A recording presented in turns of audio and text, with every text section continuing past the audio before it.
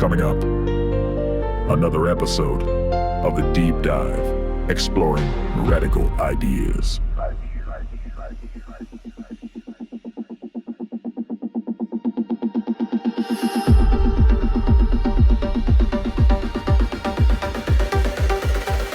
A podcast produced by Bob Rach.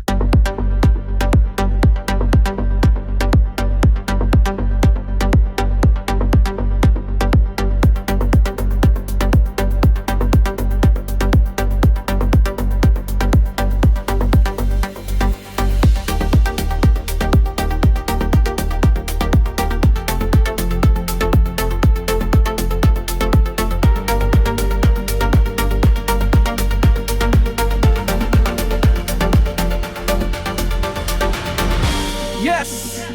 A podcast that delivers a logical analysis of objective reality, grounded in rational principles.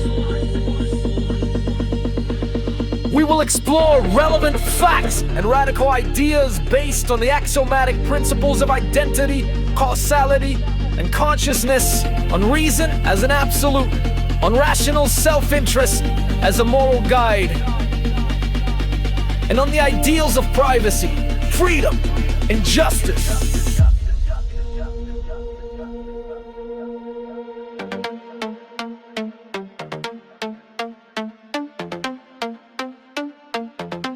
Welcome to the show.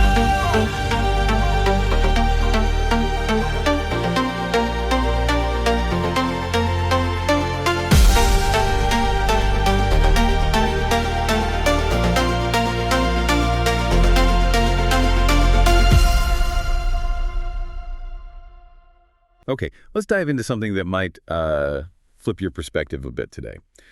What if the successful business people we often criticize, the ones sometimes viewed with suspicion, what if they're actually, according to some viewpoints, America's most persecuted minority? That's definitely a way to frame it that grabs your attention, isn't it? It really pushes against the common narratives we usually hear about wealth and power. Absolutely. And that idea, that provocative idea, is kind of the thread running through the sources we're looking at in this deep dive. We're exploring a powerful and, let's be honest, pretty controversial perspective on capitalism, big business, profit. A lot of it drawing from Ayn Rand's philosophy, but also some interesting song lyrics that actually celebrate these figures, the industrialists and innovators. Right. So our goal today is really just to unpack these sources. We want to understand the core arguments, pull out the key insights they offer. And just give you a clear picture of this particular viewpoint. Understanding it is the aim, whether you end up agreeing with it or, not. Exactly. We've got essays laying out a philosophical case, and these lyrics telling a kind of counter-narrative history. So maybe let's start with a foundation. Where does this argument begin? Well, according to these sources, especially the Rand essays, the starting point is this really fundamental claim about capitalism itself. The argument isn't just that it works economically, but that it's the only truly moral social system. Okay, hang on. The only moral system. That's a big statement. Why? Yep. Why do they argue that? Because, the argument goes, it's the only system that's fundamentally built on protecting individual rights. It operates through voluntary exchange, it respects private property, relies on the rule of law. The idea is that it functions without initiating force or coercion against people. A business person, in this view of pure capitalism, creates wealth through trade, voluntarily, not by seizing it or using government power. Okay, and that focus on the individual, on voluntary action, that leads us to maybe the most debated part of this philosophy, doesn't it? The whole idea of selfishness or self-interest. Exactly. Conventionally, when we hear greed or selfishness, we often think exploitation, right? Like that predator versus prey idea. The usual moral picture is kind of like you're either selfish and you take from others, or you're sacrificial and you give yourself up for others. So how does this perspective flip that script? Well, the sources argue for something completely different, a non-sacrificial relationship. They say each person is an end in himself. You exist for your own sake. Your highest moral purpose in this view is pursuing your own rational self-interest and achieving your own happiness. It explicitly rejects both sacrificing yourself to others and sacrificing others to yourself. And the sources point out something interesting about today's culture, that maybe we sort of quietly tolerate greed because, it seems to drive the economy. Yeah. But we're really uncomfortable calling it good. This viewpoint, though, It says that selfishness, if you understand it as rational self-interest guided by reason, focused on productive work, isn't just okay, it's actually a positive moral virtue. Yeah, and understanding that foundation, the defense of individual rights, this positive take on rational self-interest, that's really key to understanding the next big claim, which is probably the most startling one. Right, this is where it gets really provocative. One of the essays states it flat out. Businessmen are America's most persecuted minority. Wow. Okay. That definitely sounds counterintuitive, especially when you think about the influence and, well, wealth often associated with successful business leaders. How are they defining minority and persecuted here? So minority here isn't about race or ethnicity. It's defined by a shared characteristic in this case, being a producer, an innovator that supposedly makes them morally and politically vulnerable. And the persecution, it's described as coming through things like targeted regulations, being demonized by intellectuals, often by the public too. Even while the argument goes, these are the very people essential for creating wealth and progress. And they draw a sharp contrast, right? The source argues that unlike other groups who might face prejudice and get a lot of cultural or political defense, businessmen, from this perspective, get almost none. Accusations fly. It's called free speech. But any defense from them is often dismissed or, they argue, silenced by a kind of climate of shame or maybe fear.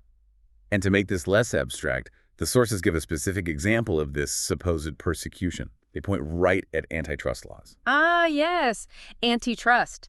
The argument presented is that these laws, which are meant to stop monopolies and ensure competition, are actually, in practice, arbitrary, non-objective, even contradictory. Arbitrary, contradictory. How can laws meant to help competition be seen that way? Well, the sources give examples, like a business might get penalized just for being too successful. Maybe they lower prices aggressively, that it's called predatory pricing, or they gain a huge market share because they're just better, more efficient, more innovative, or they simply outperform competitors. The argument is these laws end up punishing the very things that lead to success, efficiency, innovation, pleasing customers. So it protects less successful competitors, in effect. That's the claim, that it rewards mediocrity or failure by shielding less effective businesses and basically punishes virtue.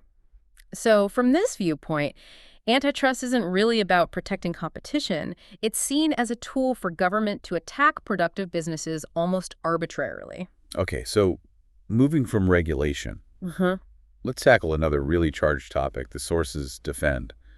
Profit. Ah, profit, yeah. Often seen as the ultimate symbol of greed, isn't it? Right. So how do these sources possibly defend profit? The defense is pretty direct. Profit, in this view, is not greed. It's not exploitation. It's presented as, well, as a symbol of the value that a business has created for other people. It's the reward for serving those people voluntarily with products or services they wanted. It's basically the financial proof that the value you created was more than the resources you used up. And where does the attack on profit come from, according to these sources? They trace it back to what they call an altruist collectivist morality. Okay, what does that mean? It's described as a moral system where sacrifice, living for others, living for the group, the collective is seen as the highest good. It's valued more than individual production or achievement. So, in that framework, keeping the wealth you create your profit is seen as inherently selfish and therefore somehow immoral, no matter how much value you actually provided to earn it. And the counter-argument here is? It's the assertion of a moral right. The right of individuals to pursue their own happiness, and crucially, to keep the results of their own effort, the wealth, the profit they generate through voluntary trade. Which ties right into their view on government's role, I imagine. Exactly. The sources argue government's proper role is incredibly limited. It should be an impartial referee, basically, protecting individual rights, enforcing contracts, safeguarding private property, maintaining rule of law, full stop. And if government does more than that, like managing the economy or redistributing wealth, then, according to this perspective, it's overstepping. It stops being a protector and starts becoming a source of coercion. They argue that's not capitalism anymore, that's moving towards statism, where the state has way too much power over the economy and individuals, and that, they claim, inevitably leads to punishing success, rewarding dependency, and ultimately moving towards tyranny. beyond just government actions, the sources also talk about a wider cultural issue. Yeah. This sort of intellectual hostility towards business, maybe in universities, media, the arts. Yes, that's a big point.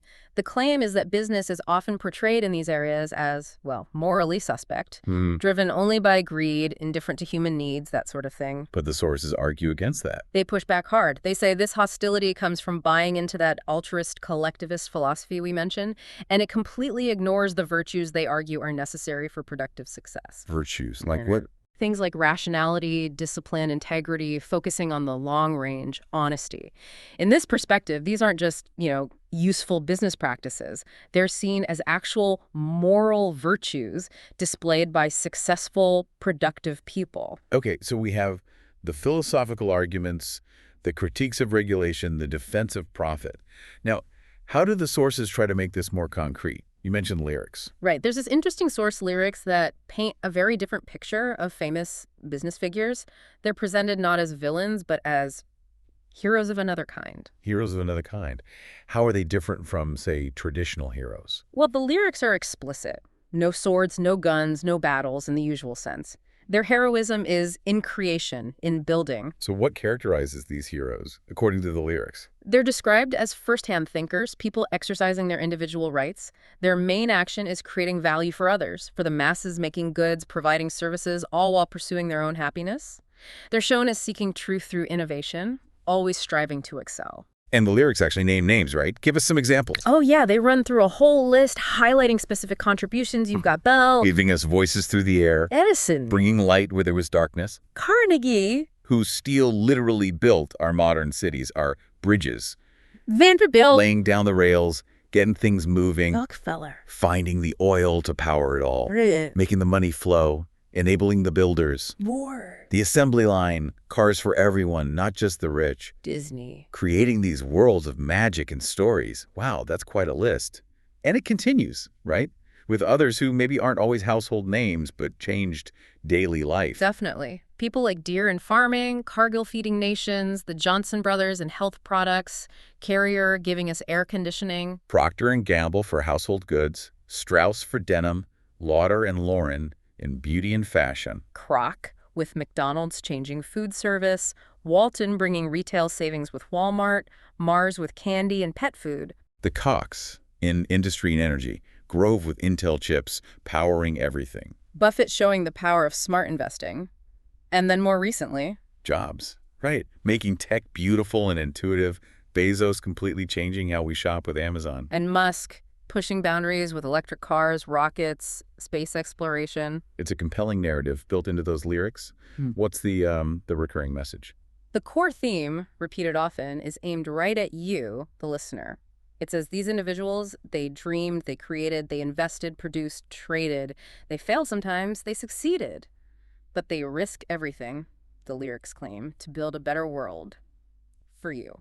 That really ties it back to the philosophy we started with. These aren't just historical figures. They're presented as embodiments of that productive, value-creating individual. Exactly. The kind of individual who, according to these sources, is unfairly attacked by regulations or cultural attitudes, and who should be seen not just as useful, but as a moral agent driving progress through their work. So pulling it all together, what's the big takeaway message from these combined sources? The synthesis seems to be this. If you want to defend capitalism, and the businessmen who thrive in it, you can't just rely on economic arguments about efficiency. You need a moral defense. A moral defense. And the call to action, from Rand's essays especially, is? It's pretty clear. Reject that altruist ethical framework they criticize.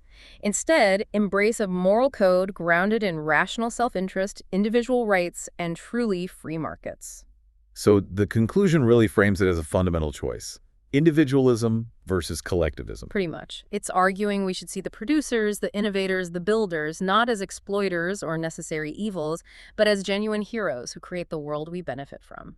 Okay, so wrapping up this deep dive, we've definitely explored a challenging perspective today. This argument that successful business people are a kind of persecuted minority. Yeah, and we looked at the reasoning behind it, the defense of capitalism rooted in individual rights, this idea of rational self-interest as a virtue. The critique of things like antitrust laws as being arbitrary.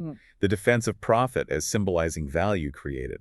And finally, seeing these historical figures framed quite explicitly as heroes of another kind. And understanding this viewpoint, even if you don't agree with it, feels particularly relevant now, doesn't it? With all the ongoing debates about corporate power, regulation, wealth inequality, it offers a starkly different lens. It absolutely does. And maybe here's a final thought, building on what the sources present, for you to mull over.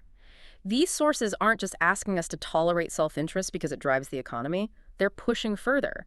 They're asking us to consider if pursuing profit, guided by reason, focused on creating real value for others through voluntary trade, should actually be celebrated as a moral ideal. What would it really mean, then, to see the builders of our modern world, the entrepreneurs, the innovators, not primarily as exploiters, but as heroes? Something to think about. That's a wrap for this episode of The Deep Dive, exploring radical ideas, grounded in reality, driven by reason, built on self-esteem, rational self-interest, and laissez-faire capitalism, produced by Bob Rach. We'll be back next week. Until then, stay curious, stay free.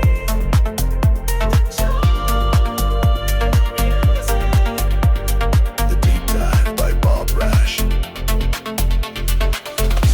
We hold these truths to be self-evident, that all men are created equal, that they are endowed by their Creator with certain unalienable rights, that among these are life, liberty, and the pursuit of happiness.